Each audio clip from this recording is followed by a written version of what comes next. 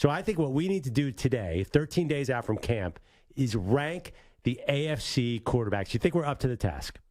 I'm in. I'm all game. Here's one other thing I'll just say on a side to this. Yeah. The disparity from AFC to NFC, I know we're only doing the AFC, but if we were ranking all the quarterbacks in the NFL, in just the top 8, there's only one from the NFC, and that's your guy in Jalen Hurts. Everyone else is from the AFC. Yeah, I mean, top 8 definitely, unless you argue Dak Prescott maybe. He's not a top 8 quarterback in the NFL. Not yet. Not yet. No, certainly not yet. Probably will never be, if we're being honest. That's a whole separate. We'll need a lot of people to retire. We're trying to focus on the AFC. Don't bring in the Dak Prescott topic because the AFC is hard enough. Here's how I want to do it, Zach. Okay, we'll go 1 for 1. Okay. We're going to go 1 for 1. I will give my number 1, then you give your 1, et cetera, et cetera. And I'm curious where we're going to start disagreeing. The first 2 are really tough, let me tell you. The 1 is easy. No, I think 2 we could disagree. All right, number one, Patrick Mahomes. Who's your number 1? Patrick Mahomes. Number 2 for me, it's Joe Burrow. Joe Burrow. Without hesitation. That's 1-2. That's the easiest thing ever. We had Burrow possibly infringing on Mahomes in that AFC Championship game. If they would have won, that would have been 4 straight. Okay. Let's embrace debate at number 3. I know who you're going with. I know who everyone's going with. I'm doing a favor for my man, Mike Samter, Super Jets fan. I'm putting Aaron Rodgers as a number 3 quarterback in the AFC this upcoming year. That will be the first disagreement. I have Josh Allen still in there at 3. Rodgers, we know, in the last 3 years, 2 of them were MVP seasons. 2 MVPs. Last year, he did not play well. He has the thumb injury as an excuse. I've just seen Josh Allen in the last 3 years go to a level and transform that Buffalo Bills franchise, which for now, I'm a little bit more intimidated by Josh Allen than Aaron Rodgers. Listen, I'm intimidated by Josh Allen too, but there's a couple numbers that stood out to me. 14 picks last year, 15 picks the year before. Aaron Rodgers, when he's on his game, he's not going to throw 15 picks in 3 years. And I'm factoring a little Tom Brady, the Bucs here. You know, that's fair. And Aaron Rodgers, we've seen him with a chip on his shoulder. I think he could be elite here. He's got Garrett Wilson. He's got Nathaniel Hackett, his guy at OC. So I went a little against the grain, and I went 3 Rodgers. And Rodgers isn't a statue. I understand that. But the mobility of Josh Allen as well is something why I also give him the edge in this day and age of football. But here's the thing with Allen's mobility. He is flirting with an injury at some point. He is. Because he runs way too much for a star of his caliber.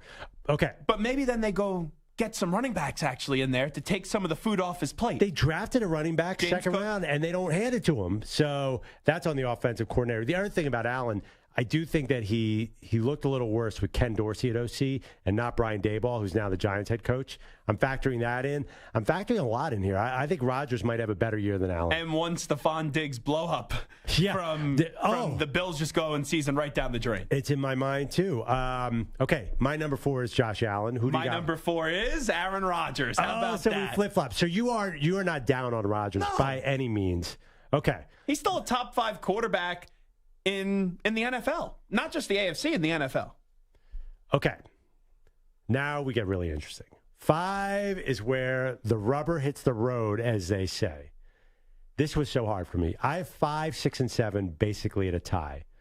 But I'm going to go 5, Lamar Jackson. I'm going 5, Trevor Lawrence, and the playoff success is the reason why. Herbert's been in the league longer. Lamar's been in the league longer. Trevor Lawrence, first real year in the NFL because that first year with Urban Meyer was very fugazi. He gets them to the second round of the playoffs and had an epic comeback against the Chargers. I'm putting Trevor Lawrence, who was supposed to be that next great quarterback, that generational player. I'm putting him at number 5. An epic comeback against those mighty Chargers, who are such a playoff juggernaut. I mean, come on. The Chargers blew that game, but whatever. That's besides the point. Did he not play well in the second half? He did. He did, but I think Lamar is going to put up some numbers this year. Now, I don't think the Ravens are going to do anything in the postseason, but I think Lamar is going to just go to town this year. I love Lamar. I just don't know what the approach is going to be because we kind of got into this a little bit yesterday. They keep on saying, we want to throw the ball more. We want to throw the ball more. Yeah. We want to throw the ball more. Lamar Jackson is a better passer than what people give him credit for, but what makes him elite, what makes him that unanimous MVP is that threat of a run game. So the question to me is, how much are they going to go away from him actually running the football this year? And we'll see under Monken and company. Okay.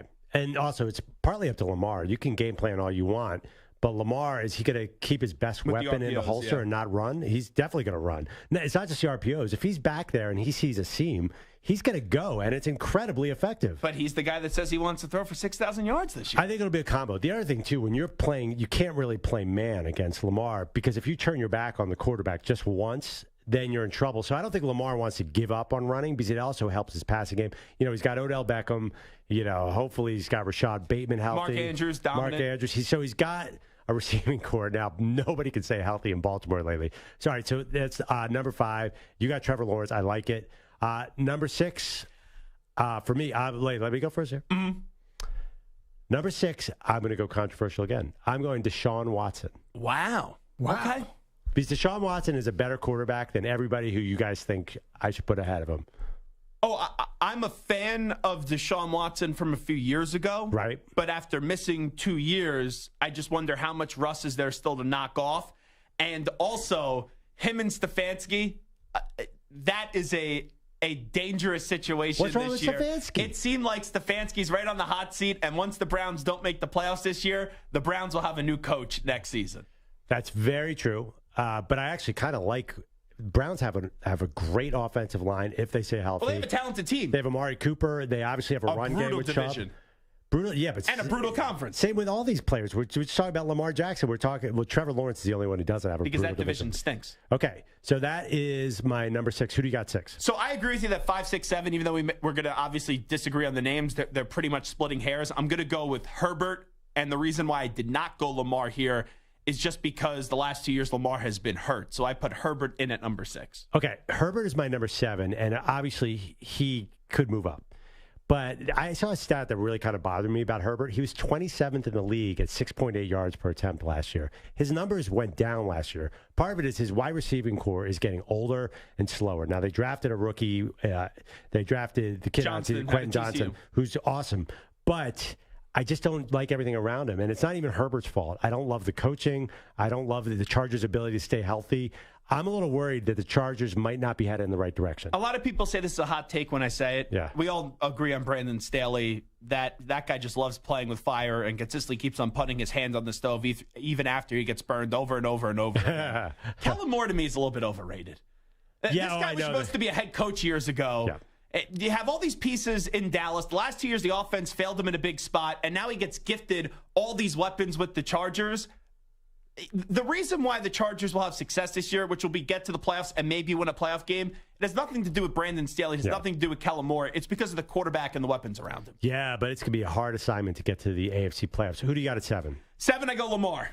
Okay, unanimous 7 MVP. I'm a big Lamar fan. I think it's ridiculous that people go Lamar can't win a Super Bowl just because he has not done it yet. Winning a Super Bowl does not happen overnight. We've seen a lot of players go years and years and years without winning a Super Bowl and then finally get one. But Lamar is one of the more lethal players in the league. The only concern I have is the lack of health the last 2 years. Okay. 8 for me is Trevor Lawrence, we've already talked about.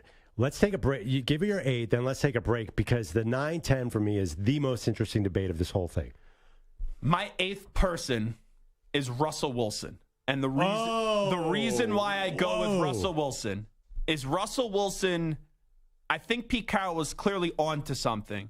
But now getting Sean Payton back is going to be really, really big for him. I don't think Russ was as bad as the way that he played last year. He may never be great again, but I do think he could still be a very good quarterback in this league. Yeah.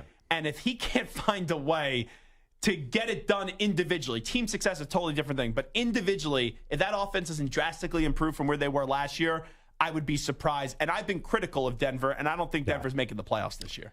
I saw a metric that the Broncos led the league in dropping catchable balls last year. There was when Tim Patrick got hurt and Garrett Bowles got hurt early or before the season, it was all over. And the coach wasn't good. I think Russell played much better than anybody realized. My biggest concern on Russ, though, is last year it was so ugly. And then at the end of the year, the players spoke in support of Russ, and they tried to put lipstick on a pig. Yeah, but look at his stats at the end of the year. They were legit. He had 3 games when they made the coaching 100. change. Yeah, I mean, also, too, the receivers started to come to planet Earth. I mean, that team stunk around him. I just wonder how long into the season is it going to take for him to smooth over some of those fractured relationships that did happen last year. Get out of here. It's a thought. What are the fractured relationships? Who are the players? What are you talking? He was clown last year. Well, I'm just saying. You had players, wide receivers, showing him up on a football field. Those wide receivers are garbage. Which wide receivers? KJ Hamler last year? He's garbage. Total garbage. The only player that Russ dropped back, he's like, if I'm not throwing to Cortland Sutton, play dead. Judy does not show up consistently at all. Judy's overrated. KJ Hamler. And basically, he loved that young tight end, Dulcich. He had a big problem with nobody to throw to because nobody could catch the ball. They led the league in drops. I just wonder if he has the respect of the locker room. When you're alienating yourself and you thought you were a coach last year, that's a legitimate concern because you didn't carry your own weight last year. If you don't get the respect of a player who's in his third year, who's never won a single thing in the NFL, who cares? There's nobody. I know it's that a Broncos, young man's league, my friend. It's a young man's league. I know that Broncos team well. Trust me, Russ came to a team of losers. There's just no way. I mean, technically, they were losing players. Yeah. There was nobody there who he needed to earn the respect Well, Russ of. played like a loser last year. I mean, I've never seen more people flip as quickly as they did on Russell Wilson than last year. And what I think is extremely damaging here, his old players, the guys that won with him in Seattle, they trashed him. And they not only danced on his grave, they did the Macarena, they did the worm, they did everything on the grave of Russell Wilson last year. And that goes back to my point. If that's where the relationships got in that locker room in Seattle, where are they at right now in Denver with guys that have no relationships with him? First of all, I mean, Richard Sherman, the same guy who shreds Thursday Night Football any chance he gets. Yeah, and then he takes the paycheck. I mean, come on. He says so many different things. They've hated Russ since they were winning Super Bowls together. And they won Super Bowls, and they won 1 million games together. They won one. I know, but they were really good. They were a really good team for a long time. It's not people act like Russell never won anything in the NFL. And I know Tyler Lockett came out and said something, but again, who's Tyler Lockett? Tyler Lockett's a very good wide receiver in the NFL. Yeah, but who is he without Russ? He is playing right now, Russell Wilson, for the rest of his career to save his Hall of Fame legacy. No. That is at risk. He's in the Hall of Fame. He's not at risk. If he goes and plays the next 3 years like he did last year, I'm not sure that he definitely gets it. He's not going to play like that last year. Oh, we don't know. We got to see it. Do you know doesn't how have many Pete Carroll holding his hand anymore? Do you know how many games they lost to the IR last year on Denver? Do you realize how deep into their depth chart they were last year? You know what's funny about this? Everybody was out on both sides of the football, gone. You know what's funny about this? Yeah. Correct me if I'm wrong. You haven't said the name Russell Wilson yet on your list, right? No, that is funny. And he's on my list already, and here you are defending him, telling me how much I'm an idiot. Well, that's because you don't have Deshaun Watson yet. He's coming. Well, Russ is coming for me, too.